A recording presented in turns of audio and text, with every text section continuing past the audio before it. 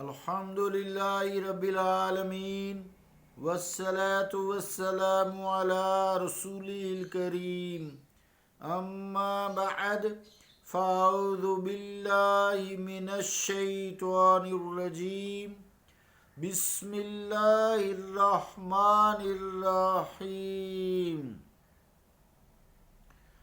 هو الذي بعث في الأميين رسولا منهم يتلو عليهم آياته ويزكيهم ويعلمهم الكتاب والحكمة صدق الله العظيم.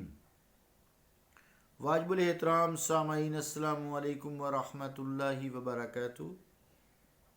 آیت کریمہ جو تلاوت کرنے کی سعادت حاصل ہوئی ہے، اس کا ترجمہ یوں ہے: وہی ہے جس نے ان پڑھوں میں انہی میں سے ایک رسول بھیجا کہ ان پر ان کی آیات پڑھتے ہیں اور انہیں پاک کرتے ہیں اور انہیں کتاب اور حکمت کا علم عطا کرتے ہیں. اللہ کا قول سچا ہے جو بڑی ہی عظمت والا ہے. تو گویا اس آیت اور دوسری آیات کے مطابق بعثت انبیاء کے 4 مقاصد ہیں: آیات کی تلاوت، پاک کرنا، اور مومنوں کو یہ بھی ذہن میں رہے، اور کتاب سکھانا، اور دانائی یعنی احادیث سکھانا. تو یزکیہم کے بارے میں ہم گفتگو کر رہے ہیں. یہ تصوف کیا ہے؟ کچھ تصوف کے بارے میں ہم نے کل کیا بات کی؟ وہ یہ بات کی تھی کہ سب سے پہلے یہ سمجھنا چاہیے کہ مذہب کیا ہے.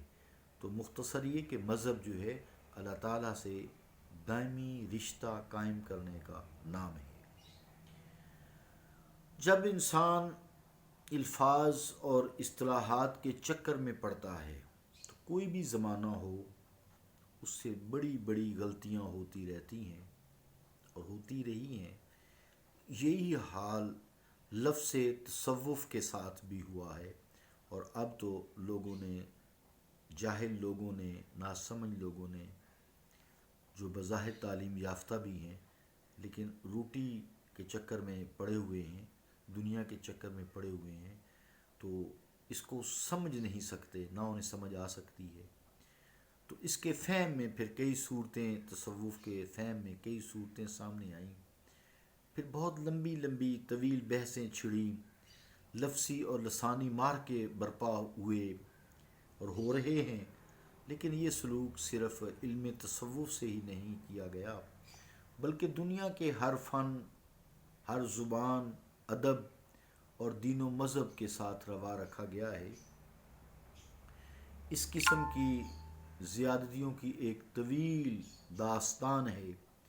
حالانکہ اگر ہم اصطلاح پر عمل جراحی کیے بغیر اور لفظی موش گافیوں میں پڑے بغیر قرآن و حدیث اور عہد صحابہ اور تابعین رضی اللہ تعالیٰ عنہم کی طرف ہی صرف رجوع کر لیں تو ہمیں معلوم ہو جائے گا کہ جس طرح رسالت مآب صلی اللہ علیہ وسلم کے زمانہ میں علم حدیث اور اصول فقہ وغیرہ جدا جدا نہ تھے، ان میں کوئی جدائی نہیں تھی، تمیز نہیں تھی کہ یہ ہے یہ ہے، بلکہ ایک ہی تھے. سب علم دین ایک ہی تھا.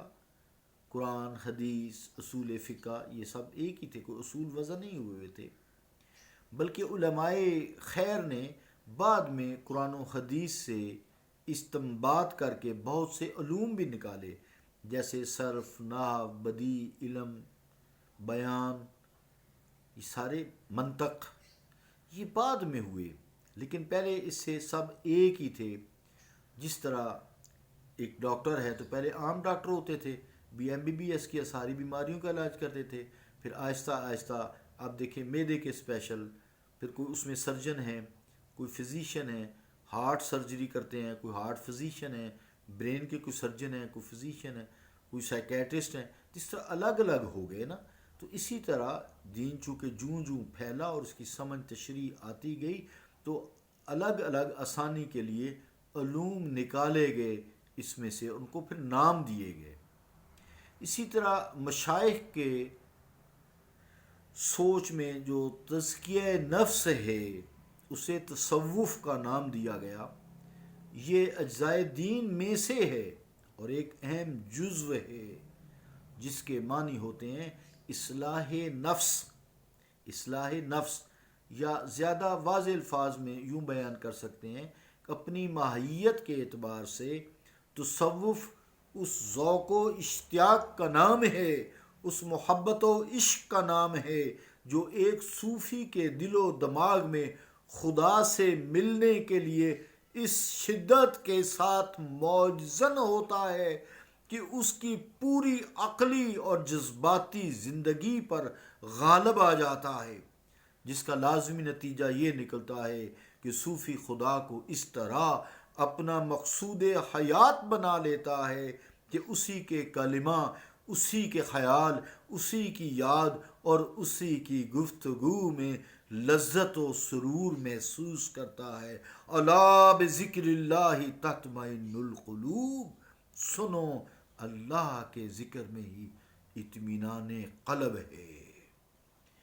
تو نسیم بہار کے خنک جھونکوں میں، شفق کی دل ربا سرخی میں، دریا کی روانی میں، آبشاروں کے ترنم میں، ریز بہو میں، آبشاروں کے ترنم میں، ریز بہو میں، پھولوں کی مہک میں، بلبل کی چہک میں، تاروں کی چمک میں، صحرا کی وسعتوں میں اور گلستان کی شادابی میں، ہواؤں کی روانی دوانی میں، غرضے کے تمام مظاہر فطرت اور مناظر قدرت میں اسے خدا ہی جلوہ گر نظر آتا ہے۔ گویا نتیجہ یہ نکلا کہ تصوف اللہ سے ملنے، اسے دریافت کرنے اور اس کے دیدار اور محسوس کرنے کی شدید ترین آرزو کا نام ہے۔ تصوف اللہ سے قربت کا نام ہے، معرفت الہی کا نام ہے۔ اللہ تعالی ہمیں سمجھ عطا فرمائے اور ہم پہ رحم فرمائے اور ہمیں معرفت الہی کے زیور سے آراستہ کرے۔ صلی اللہ تعالی علی رسول خیر خلقہ محمد وعلی آلہ واصحابہ اجمعین برحمتک یا رحمت